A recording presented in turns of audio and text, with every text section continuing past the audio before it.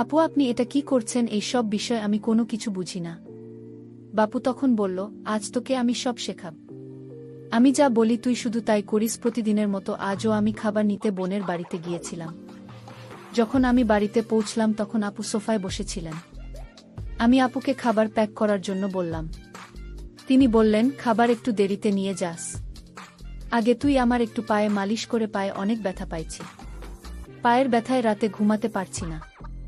আমি বললাম, দিদি আপনি কি বলছেন? তিনি বললেন, চিন্তা করো না, এখানে কেউ নেই, কেউ তোমায় কিছু বলবে না। আমি বাড়িতে একা আছি। আমি তখন সেখানে বসে বোনের পায়ে মালিশ করে দিচ্ছিলাম, কারণ দিদি বলেছিল সে নাকি পায়ে ব্যথা পেয়েছে।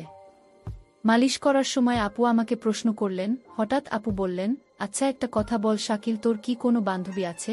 আমি বললাম, বান্ধবী? আমি বুঝতে পারলাম না আপু আপনি কি বলতে চান? তিনি বললেন, আরে বোকা, আমার মনে হয় কোনো গার্লফ্রেন্ড আছে নাকি? আমি বললাম, দিদি আপনি কি কথা বলছেন? আমি ওই ধরনের ছেলে নই। আর তাছাড়া গার্লফ্রেন্ডের ব্যাপারটা তো ধনী লোকেদের জন্য হয়। আপনি তো আমাদের বাড়ির পরিস্থিতি ভালোভাবে জানেন। তিনি বললেন, আচ্ছা এর মানে তুই এখনো কুমার? তার এই কথা শুনে আমি একটু লজ্জা পেলাম। তিনি বললেন, আচ্ছা তাহলে একটা কথা বলো, কি তোর মন চায় না? আমি বললাম, দিদি আপনি কি বলছেন? আমি কিছু বুঝতে পারছি না। তিনি বললেন, আরে বোকা, এখন কি সব কিছু আমি খুলে বলবো?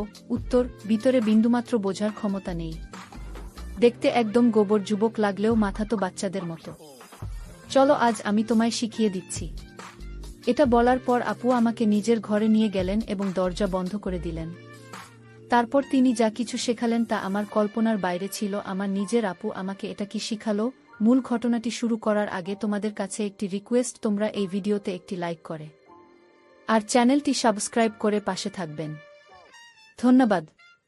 আমার নাম শাকিল এবং আমার বয়স 17 বছর। আমি জহির দুলাভাইয়ের সাথে কাজ করি। আমার বয়স বেশি নয়, তবে পরিস্থিতি এবং অভাবের কারণে আমি একজন শক্তিশালী দেহের অধিকারী। জহির দুলাভাই আমার কোনো আত্মীয় নন, আমি শুধু তার কাছে কাজ করি। তিনি বয়সে আমার থেকে অনেক বড়, তাই আমি তাকে দুলাভাই বলি। এবং তার স্ত্রীকে আপু। প্রায় 3 বছর আগে আমি তাদের কাছে এসেছিলাম এবং সেই সময় আমি মাত্র 14 বছরের ছিলাম। তখন থেকে আজ পর্যন্ত আমি তাদের কাছে আছি এবং আমার পুরো সততা এবং পরিশ্রম দিয়ে তাদের কাছে কাজ করি। এই কারণে দুলাভাই আমার সাথে খুব সদয় আচরণ করেন এবং তিনি আমার উপর পুরো বিশ্বাস করেন। জহির তার পরিবার খুব বড় নয়, তাদের 2টি মেয়ে এবং একটি ছেলে আছে এবং স্ত্রী আছে। আপুর বয়স খুবই কম। দুলাভাইয়ের বয়স 50 বছরের কাছাকাছি এবং আপুর বয়স প্রায় 35 বছর। তাদের দুজনের বয়সে এত পার্থক্য কেন সে সম্পর্কে আমি বেশি জানি না। তাদের বড় মেয়ের বয়স 15 বছর এবং ছোট মেয়ের বয়স 12 বছর আর তাদের ছেলে বর্তমানে 9 বছর। তাদের ব্যবসা খুব ভালো চলছে, এই কারণেই তাদের বাড়িতে প্রয়োজনীয় সব কিছু ছিল। আমি তাদের বাড়িতে আসা যাওয়ার ক্ষেত্রে কোনো বাধা অনুভব করিনি এবং সবকিছু আমি দুলাভাই জহিরের মাধ্যমেই এনে দিতাম। আমাকে তারা পরিবারের সদস্যের মতোই মনে করতেন। আমি এখানে কাজ করা শুরু করার পর থেকে সবকিছু ঠিকঠাকই চলছিল এবং হয়তো এভাবেই চলতে থাকত। কিন্তু একদিন এমন কিছু ঘটল যে আমার জীবনে একটি নতুন মোড় নিয়ে, এমন যে আমি নিয়ম অনুযায়ী বাড়ির জিনিসপত্র নিয়ে দুলাভাই জহিরের বাড়িতে পৌঁছলাম। কয়েকবার দরজায় নক করলেও কেউ উত্তর দিল না এবং দরজা খোলার কোনো লক্ষণ দেখা গেল না। কিছুক্ষণ অপেক্ষার পর আমি গেটটিকে একটু ধাক্কা দিলাম, দেখি সেটা লক করা নেই। তারপরে আমি নিজে গেট খুলে ভিতরে চলে গেলাম এবং বিনা দ্বিধায় রান্নাঘরের দিকে জিনিস রাখার জন্য এগিয়ে গেলাম।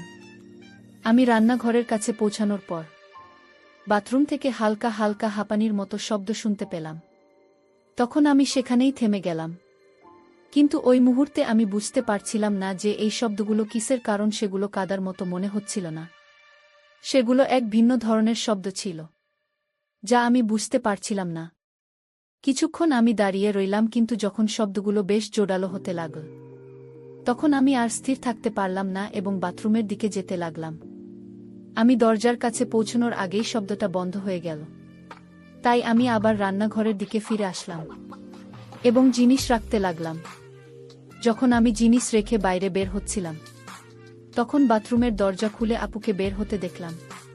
কিন্তু যখন তার নজর আমার উপর পড়ল, তিনি হঠাৎ চঞ্চল হয়ে গেলেন এবং রেগে গিয়ে আমার দিকে তাকিয়ে বললেন, তুই ভিতরে কখন এলে? তার এইভাবে উপস্থিতি দেখে আমি ভয় পেয়ে গেলাম এবং কাঁপা কাঁপা গলায় বললাম, দিদি আমি তো এখন এসেছি।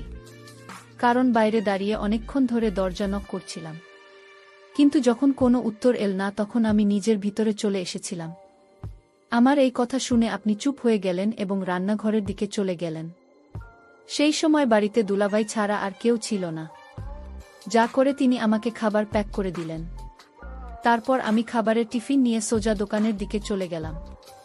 দোকানে আসার পরেও আমার পুরো মন্দিরের দিকে ছিল যে আসলে দিদি বাথরুমে কি করছেন এবং তিনি কেন এমন আওয়াজ করছেন।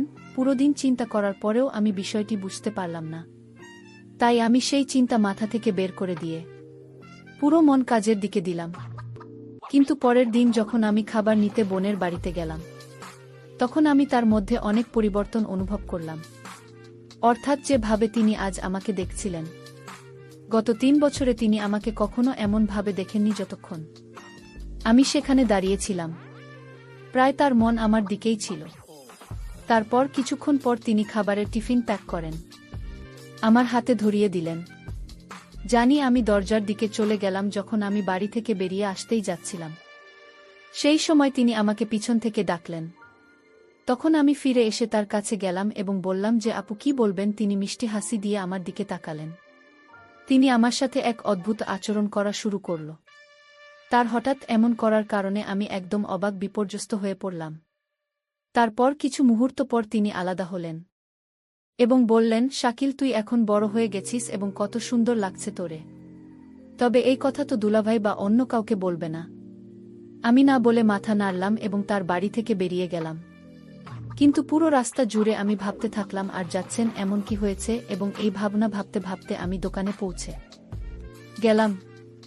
এখন আমার কাজে একদম মন ছিল না, কিন্তু এই বিষয়টি চিন্তা করে আমি নিজের ভিতরে এক অদ্ভুত অনুভূতি অনুভব করতে লাগলাম এবং ভিতরে ভিতরে হাসতে লাগলাম। পরের দিন রবিবার ছিল এবং দুলাভাই রবিবার দোকান বন্ধ রাখতেন। এই কারণে সারা দিন আমি বাড়িতেই ছিলাম। পরের দিন সকালে যখন আমি দোকানে গেলাম তখন আমার পৌঁছানোর সাথে সাথে দুলাভাই আমাকে বললেন, তোর বোনের বাড়ির কিছু জিনিস দিতে যেতে হবে, তাই তুই এখন বাড়িতে চলে যাও। দুলাভাইয়ের কথা শুনে আমি খুশি হয়ে তার বাড়ির দিকে চলে গেলাম। বাড়িতে পৌঁছে আমি দরজায় টোকা দিলাম। তখন আপনি নিজেই দরজা খুললেন, কারণ তার সন্তানরা স্কুলে পড়তে গিয়েছিল। সেই সময় আপনি ঘরে একা ছিলেন। তারপর তিনি আমাকে দেখলেন এবং ভিতরে আসতে বললেন। আমি ভিতরে ঢুকতেই তিনি দরজা বন্ধ করে রুমে চলে গেলেন, কিন্তু আমি বারান্দাতে দাঁড়িয়ে রইলাম। তখন তিনি আমাকে ডাকলেন এবং বললেন, শাকিল তুই ওখানে কেন দাঁড়িয়ে আছিস? ভিতরের উমেশ। তার কথায় আমি রুমে ঢুকে পড়লাম। প্রথমে তিনি আমার দিকে তাকিয়ে হাসলেন, তারপর বললেন, তুই বস, আমি এখনই আসছি, এবং এই বলে তিনি রুম থেকে বেরিয়ে গেলেন। আমি সোফায় বসে তার ফেরার অপেক্ষা করতে লাগলাম। তারপর যখন তিনি ভিতরে এলেন তখন তার হাতে চায়ের 2টি কাপ ছিল। তিনি একটি কাপ আমার দিকে বাড়িয়ে দিলেন।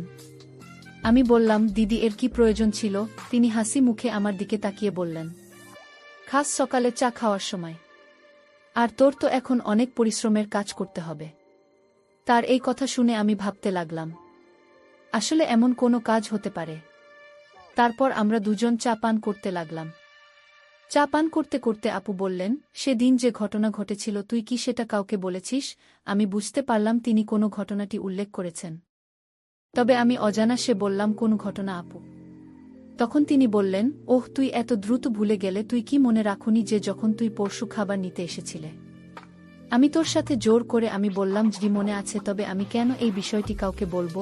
এ বিষয়ে তো আমার কোনো স্মৃতি ছিল না, এখন তুই উল্লেখ করায় মনে পড়ল। আমার কথা শুনে তিনি উঠে আমার খুব কাছে বসে গেলেন। তারপর বললেন, দেখো এখন তুই এতটা বড় যে কোনো বিষয়টি লুকোনোর মতো এবং কোনটি নয়, কারণ যে কাজ আমি তোর কাছ থেকে নিতে চাই সেটা যেন কেউ জানতে না পারে। তিনি খুব ভালোবাসে আমাকে বোঝাচ্ছিলেন এবং আমি তার কথা মনোযোগ দিয়ে শুনছিলাম। কিন্তু এই সময় আমার মনে অনেক প্রশ্ন জাগছিল যে আসলে এমন কোনো কাজ হতে পারে। আমি যখন এই সব কথা শুনলাম তখন আমি তাকে বললাম, আপু আপনি একদম চিন্তা করবেন না, আমি আপনাকে প্রতিশ্রুতি দিচ্ছি যে আপনি যে বিষয়টি বলবেন আমি তো কাউকে জানাবেন না।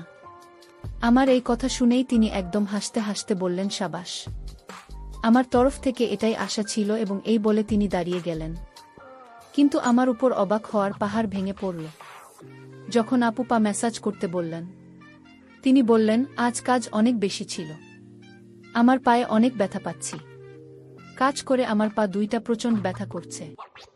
তাই আমি খুব ক্লান্ত হয়ে গেছি। তুমি একটু পা নালিশ করে দে। আমি বললাম, দিদি আপনি কি বলছেন? তিনি বললেন, চিন্তা করো না, এখানে কেউ নেই, কেউ কিছু বলবে না। আমি বাড়িতে একা আছি এবং তোমার দুলাভাই দোকানে আছেন। আমি সেখানে বসে পায়ে শুরু করলাম পাবলিশ করার সময় হঠাৎ আপু বললেন, আচ্ছা একটা কথা বল সাক্ষী, উত্তর কি কোনো বান্ধবী আছে? আমি বললাম, বান্ধবী আমি বুঝতে পারছি না আপু, আপনি কি বলতে চাইছেন? তিনি বললেন, ওরে বোকা, আমার মনে হলো তোর কি কোনো গার্লফ্রেন্ড আছে। আমি বললাম, দিদি আপনি কি বলছেন? আমি সেই ধরনের ছেলে না। এবং আসলে গার্লফ্রেন্ড ব্যাপারটা তো ধনী লোকেদের জন্য। আপনি তো আমাদের পরিবারের অবস্থা ভালো করেই জানেন। তিনি বললেন, আচ্ছা এর মানে তুই এখনো কুমার আছো? তার এই কথা শুনে আমি একটু লজ্জিত হলাম। তিনি বললেন, আচ্ছা তুই একটা কথা বল, তোর মন কি চায় না? আমি বললাম, দিদি আপনি কি বলছেন? আমি কিছু বুঝতে পারছি না। তিনি বললেন, ওরে বোকা, এখন আমি কি সব কিছু খুলে বলবো? জুতোর মধ্যে একদমই বোধ নেই, দেখতে একদম গোবর যুবক মনে হচ্ছে, আর মাথা তো বাচ্চাদের মতো। আজ আমি তোকে শেখাচ্ছি। তার এই কথা শুনে আমি একটু আতঙ্কিত হয়ে পড়লাম। আমি বললাম, দিদি আমার দেরি হচ্ছে, আমি দোকানে যাচ্ছি। তিনি বললেন, এখনই তো এসেছিস, এত দ্রুত কি হলো? একটু দাঁড়াও। এই বলে তিনি আমাকে থামিয়ে দিলেন। তারপর তিনি বললেন, তুই জানিস তোর দুলাভাই কতটা বুড়ো হয়ে গেছে? তার এবং আমার বয়সের কতটা পার্থক্য আছে? আমি যদি গরিব ঘরের জন্মাতাম না, তাহলে বুড়োর সঙ্গে আমার বিয়ে হতো না। এই বলে তিনি বললেন, আরও একটু পা ব্যথা করছে। কিন্তু আমি বুঝতে পারছিলাম দিদি এটা অভিনয় করছে, আসলে তার পায়ে কোনো ব্যথা নাই। আমি একটু ইতস্তত করতে লাগলাম। তিনি বললেন, লজ্জা পেও না, এরকম দৃশ্য আমি আগে কখনো দেখিনি, তাই আমি খুব নার্ভাস ছিলাম। তিনি মাঝে মাঝে কথা বলতে বলতে লাগলেন, তুই আমার দুঃখ কষ্ট কিছুই বুঝিস না। আমি তোর আপন বোন না হলেও তোকে তো আমার নিজের ভাইয়ের মতোই স্নেহ করি। তারপর বললেন, তোর দুলাভাই তো আমাকে করতে পারে না, দোকান থেকে এসে ঘুমিয়ে পড়েন। আমি কোথায় যাবে এখন তুই বল, আমি কি করব? আমি তার কথা শুনছিলাম, কিন্তু কিছুই বুঝতে পারছিলাম না। হঠাৎ সে আমাকে কাছে বসান, তারপর নানারকম কথা বলতে লাগল। কিছু কথা আমি বুঝতে পারছিলাম আর কিছু কথা পারছিলাম। তার এই ধরনের কথাবার্তায় আমি ভেতরে খুব অস্বস্তি বোধ করতে লাগলাম। আমি নিজেকে নিয়ন্ত্রণ করতে পারছিলাম না। শেষে আমি কি করব? ধীরে ধীরে সে তার উদ্দেশ্য সফল হয়ে গেল এবং আমি কিছুই করতে পারলাম না। আমার এই আচরণে কিন্তু আপু খুব খুশি ছিলেন। তিনি বললেন, অনেকদিন পর আজ আমার মন শান্তি পেয়েছে। শাকিল, তোর ভাল লাগছে তাই না? আমি উত্তর দিলাম, দিদির কাছে গেলে ভাইদের ভালো লাগবে, এটাই স্বাভাবিক। তবে এমন যে আমার সাথে হতে পারে সেটা তুমি আমায় শিখালে। তোমাকে ধন্যবাদ দিদি, তুমি আমায় এমন একটা সুন্দর কাজ শেখানোর জন্য। এই কাজ যে করবে সে আর কোনোদিন সেই কাজের কথা বলতে পারবে না। বন্ধুরা, আজকের গল্পটি কেমন লাগলো তা অবশ্যই কমেন্ট করে জানাতে ভুলবেন না।